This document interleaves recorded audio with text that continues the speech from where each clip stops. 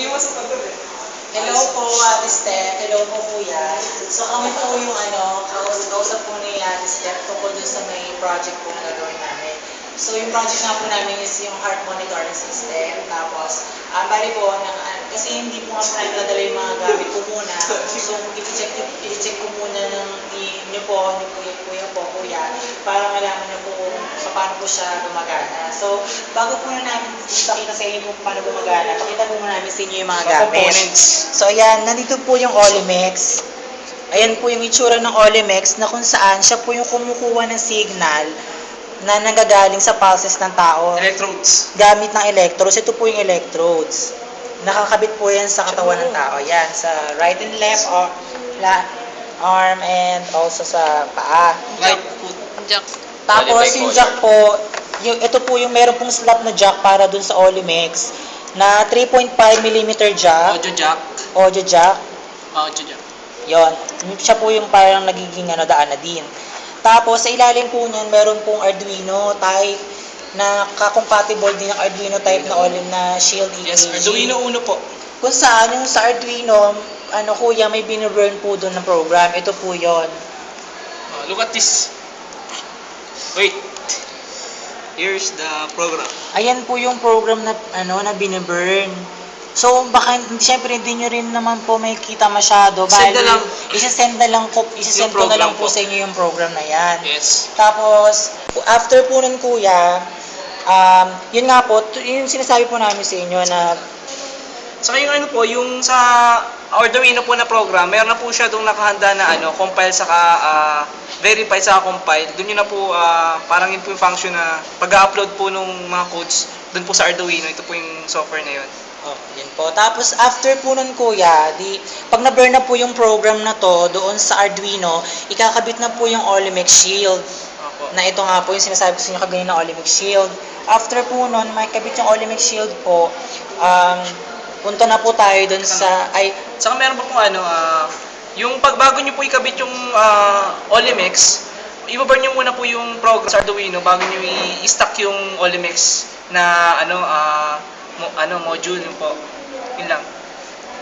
Tapos after po nun, kuya, na po, bali, punta na po kayo dun sa kasi kasi kami po, kuya, 'di ba, gumagamit po muna kami ng USB adapter para magkaroon po ng connection Serial to USB po. between the Olimex papunta sa sa laptop. Kasi di ba ang requirement nga po namin is Bluetooth po dapat. Pero kasi since di nga po muna namin alam, ang ginagamit po nga muna is USB adapter, yun po na nakakabit. So sa USB adapter po, meron po siyang port settings na kailangan na hinihingi dun sa device. Dun po siya matatagpuan sa device manager. Sa Elecguru. Tapos sa Elecguru po kasi may hinihingi na port. Yun po yung dapat compatible sila doon. Bali, ito po yung Elecguru. Yan. Doon po may kita sa preference. No. Preference. Sa preference, yan po. Tapos meron po dyan nakalagay na serial port. Serial port. Yan po. Tapos sa COM3 po. Kasi COM3 po yung namin. Yes. Port set na sinet po namin. Dapat yung sa sa hardware device niya po, naka-state na COM3 po yung gamit. Opo, sa hardware. Pag hindi po Sa siya device naka-state na COM3, change na lang po siya dito. Punta po kayo sa my computer, tapos system properties, tapos device manager.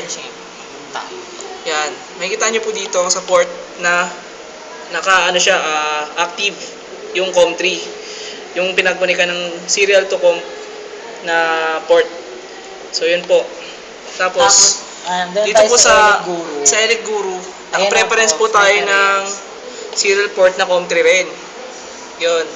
So, since siya ng COM3, try po natin siya i-run. Nakarun na po siya. Ito po yung run niya. Ayan po yung itsura ng wave niya pag nakarun po. So, kailangan pa rin po namin yan po yung nanggagaling talaga sa pulse ng nakakabit po dun sa isa po namin classmate na tao. Try ko po gumalaw. Pero kasi po, ito po, XFI lang po to, parang free version lang po ng beta. So, hindi po talaga ito yung namin. Saka may rin po dito na pag nakasaksak yung AC power, nagkakaroon ng maraming noise po. Saka kailangan mo muna i-plug out yung AC power ng laptop na para ma-reduce yung noise. Pero Yun. kuya, do not worry po kasi po, isang graph lang naman po yung kailangan namin. Dito po kasi, sa Eleguro, dalawang graph po yung inaano niya. Pero yung sa amin po, since heart monitoring nga po, isang graph lang po yung kailangan namin.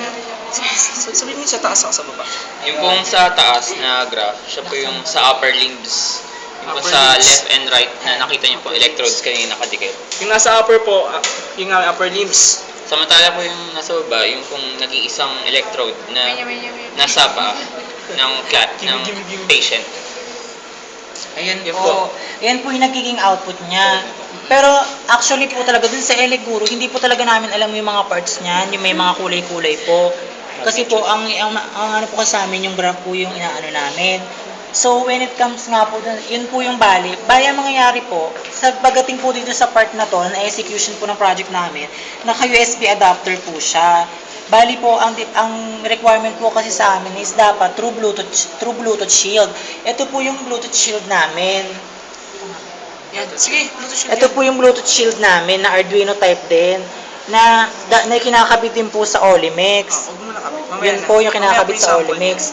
Ngayon po, ito po yung dapat na magiging daan na magpapasa po through Android application sa smartphone Okay. na kung saan may data type, yun po, magiging ganyan po yung ano niya, eksena. Ang kaya pa lang po namin gawin is yung sending pa lang po ng string sa Opo. through the cellphone from the Bluetooth Opo, yun pala yung kaya namin gawin. Nag-send po kami ng string. Ang kaya pa lang po ng Bluetooth na nagagawa niya is sending nga po ng string. Pero Ayun kung po. may alam po kayo na program na para may convert yung string na yun sa gantong graph, you can carry na. Ayun, bali yan po yung yan po talaga yung nangyayari pa muna ngayon. Yun po, nakakabit, hindi pa po talaga stand-alone yung device namin. Kasi nakakabit pa po siya sa ports. Kumbaga may port set pa po kami ginagawa.